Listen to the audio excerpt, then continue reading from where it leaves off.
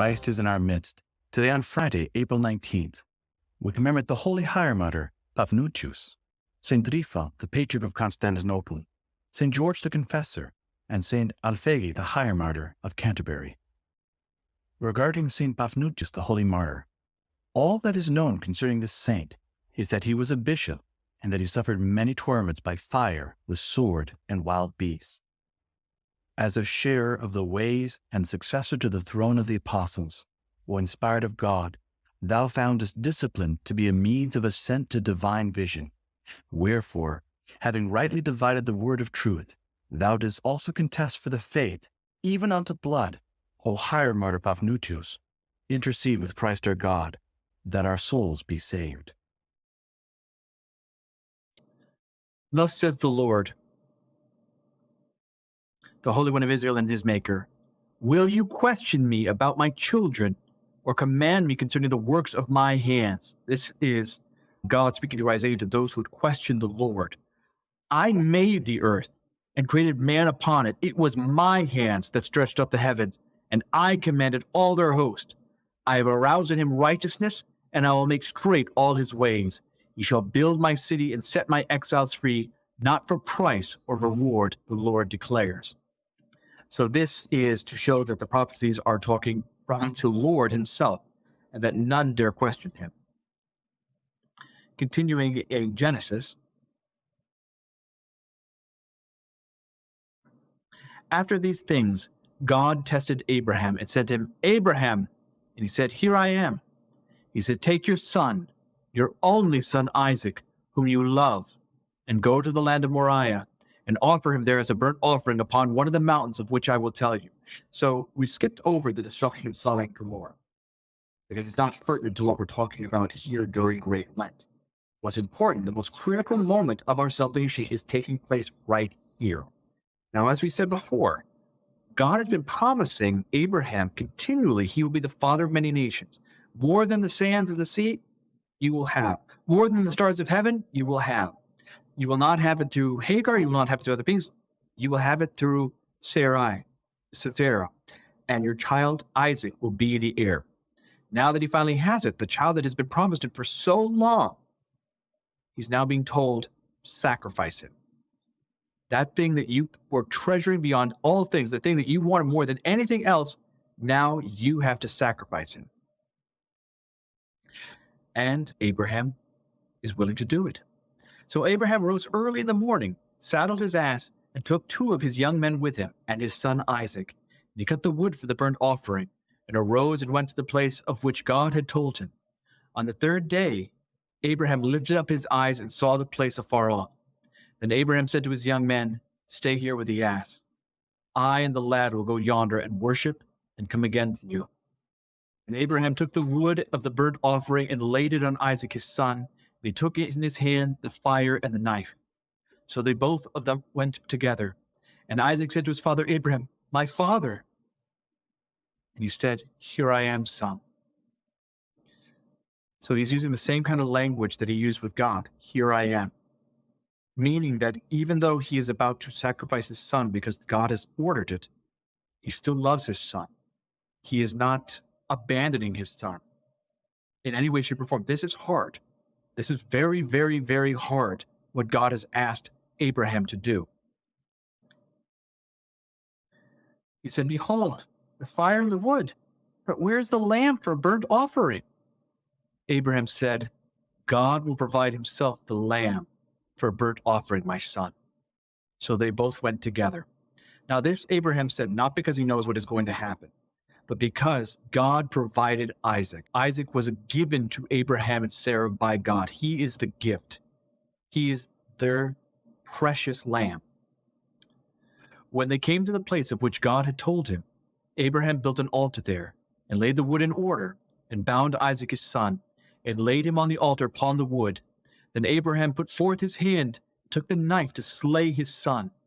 But the angel of the Lord called to him from heaven and said, Abraham, Abraham. And he said, here I am. And you can imagine the pain for him when he said, here I am.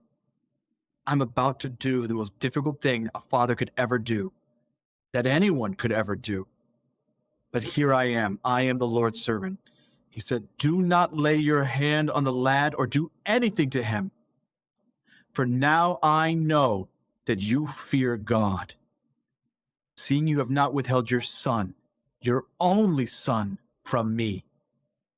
And Abraham lifted up his eyes and looked, and behold, behind him was a ram caught in a thicket by his horns. And Abraham went and took the ram and offered it up as a burnt offering instead of his son. So Abraham called the name of that place, the Lord will provide, as it is said to this day. On the mount of the Lord it shall be provided.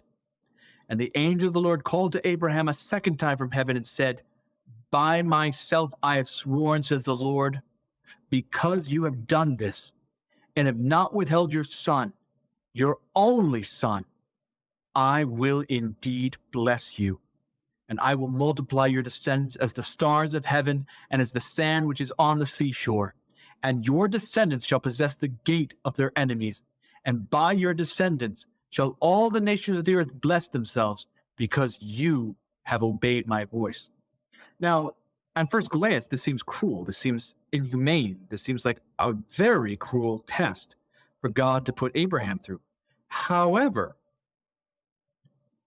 what did Jesus Christ do?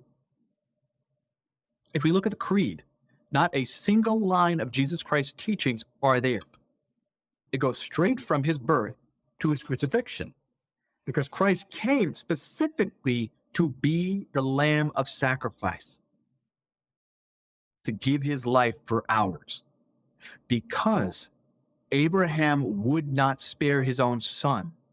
Neither will God spare his son, Jesus Christ. So this is played out. Because Abraham was willing to do that, Jesus Christ is willing to do it as well. And so he is willing to be that lamb, that sacrifice. And there is no stand-in for Jesus Christ. It's not as if at the crucifixion, God from the heavens says, whoa, whoa, whoa, it's okay, we'll put something else on the cross. No. He ascended the cross himself. He suffered all these things himself for us. And it is shown to us because, once again, we see that our father Abraham is a man of faith, a man who puts God above all things, including his happiness, including his own joy, his own son. That's the faith that we are called to emulate. That is what would make us children of Abraham. Finishing up in Proverbs from chapter 17. A friend loves at all times, and a brother is born for adversity. A man without sense gives a pledge, and becomes surety in the presence of his neighbors. He who loves transgression loves strife. He who makes his door high seeks destruction. A man of crooked mind does not prosper, and one with a perverse tongue falls into a calamity. A stupid son is a grief to a father, and the fool of a fool has no joy. A cheerful heart is a good medicine, but a downcast spirit dries up the bones. A wicked man accepts a bribe from the bosom to pervert the ways of justice. A man of understanding sets his face towards wisdom, but the eyes of a fool are on the ends of the earth. A foolish son is a grief to his father, and bitterness to her who bore him. To impose a fine on a righteous man is not good. To flog noble men is wrong. He who restrains his words has knowledge, and he who has a cool spirit is a man of understanding. Even a fool keeps silent is considered wise. When he closes his lips, he is deemed intelligent. He who is estranged seeks pretext to break out against all sound judgment. A fool takes no pleasure in understanding, but only in expressing his opinion. When wickedness comes, contempt comes also, and with dishonor comes disgrace. The words of a man's mouth are deep waters. The fountain of wisdom is a gushing stream. It is not good to be partial to a wicked man, or to deprive a righteous man of justice.